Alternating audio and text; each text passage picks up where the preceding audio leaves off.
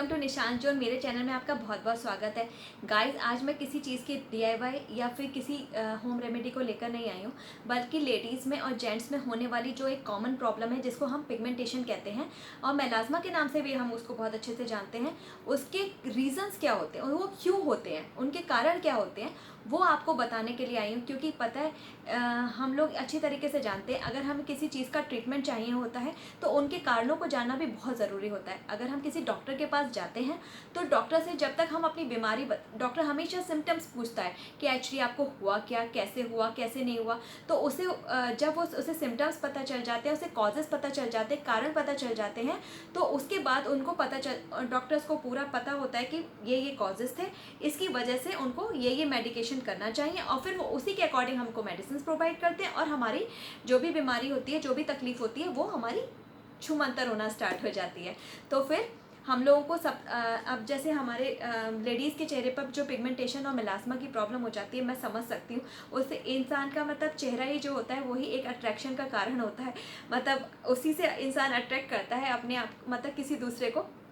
और अगर उसी में प्रॉब्लम्स आ जाएँ तो फिर तो सेल्फ कॉन्फिडेंस की तो धज्जियाँ ही उड़ जाती हैं।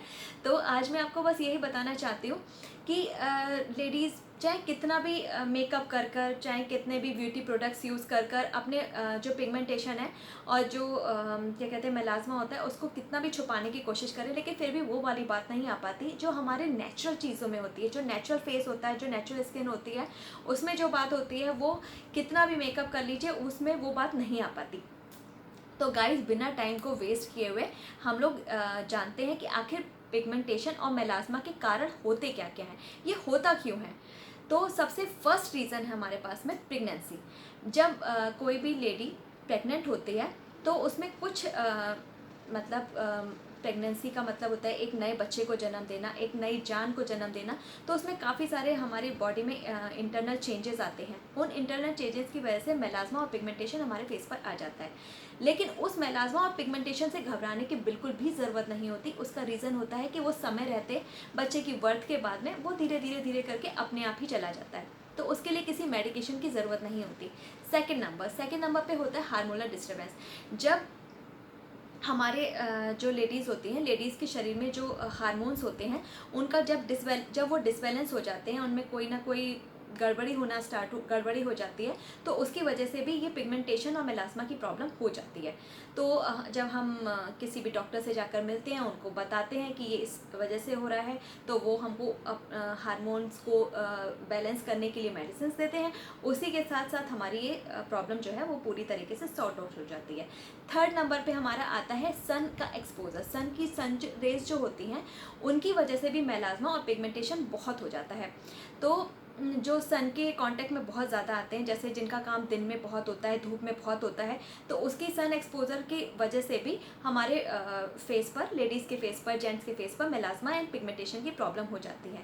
उसके लिए क्या है, उसके लिए सोल्यूशन आपके पास क्या है? उसके लिए हमारे पास सोल्यूशन ये है कि हमें हमेशा सनस्क्रीन को लगा कर रखना चाहिए। सनस्क्रीन कौन सी यूज़ करनी चाहिए? सनस्क्रीन हमेशा वो यूज़ करनी चाहिए जिसमें एटलीस्ट 30 से लेकर 50 तक का SPF हो। ऐसा हमें सनस्क्रीन यूज़ करना चाहिए। सनस्क्रीन को एक बार हम लोग सोचते हैं कि यार वन टाइम हमने सनस्क्रीन लगा लिया और बात ख़त्म हो गई, बट ऐसा नहीं होता। आपको 2-2 घंटे के अंतर पर आपको सनस्क्रीन को रिपीट करना चाहिए, ताकि जो सॉरी जो अल्ट्रावायलेट रेज है वो आपकी स्किन को नुकसान ना पहुंचा सकें। ठीक। तो और चौथा कारण क्या होता है? सॉरी। चौथा कारण क्या होता है?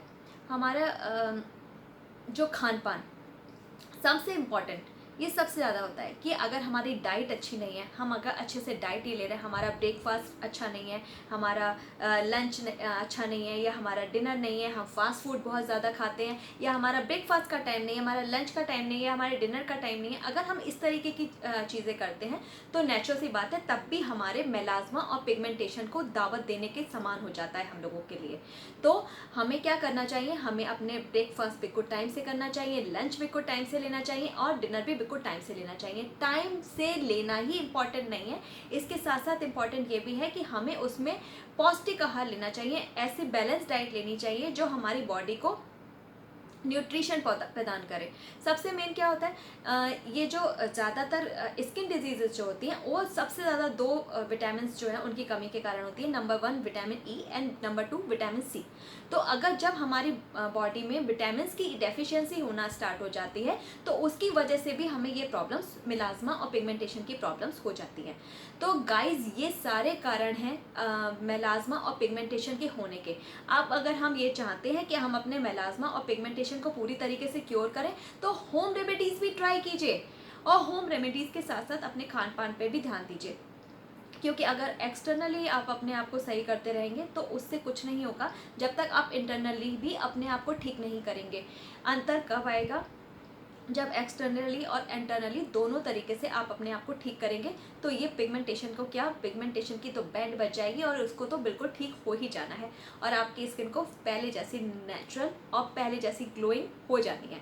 तो गाइज आज मेरे को आपको बस यही मैं इन्फॉर्मेशन देना चाहती थी कि मेलाज्मा और पिगमेंटेशन के एक्चुअली आपको कारण पता होंगे तो नेचुरल सी बात है कि आप होम रेमेडीज़ भी ट्राई कीजिए, उसके साथ साथ अपने खाने पीने पर भी ध्यान दीजिए, और उसके साथ साथ वो अदर कॉजेज़ जो आप जैसे सन की के उसमें आते हैं, सन के कांटेक्ट में आते हैं, तो हमें याद रखना है कि हमें 2-2 घंटे के अंतर पर सनस्क्रीन यूज़ करनी है। सनस्क्रीन ऐसी यूज़ करनी है जिसमें SPF 30 या SPF 50 के नियर अबाउट हो, ताकि हम सन के कांटेक्ट में भी आए तब भी हमारी स्किन पर उसका UV रेजेस का कोई भी असर ना हो।